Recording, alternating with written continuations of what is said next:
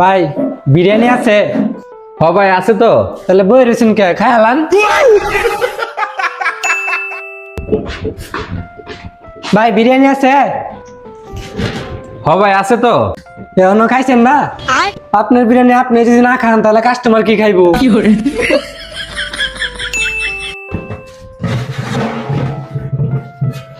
ভাই বিরিয়ানি আছে? দাঁড়াও তোমাকে একটু মজা বোঝাই। না ভাই বিরিয়ানি শেষ। তার মানে খাই আলছেন? মনে হয় আজকের বিরিয়ানি অনেক ভালো ছিল। ভাই বিরিয়ানি আছে? বারবার গুগু তুমি খেয়ে যাও দান, এমন উত্তর দিব তোমায়, এখন বাঁচাও তোমার প্রাণ।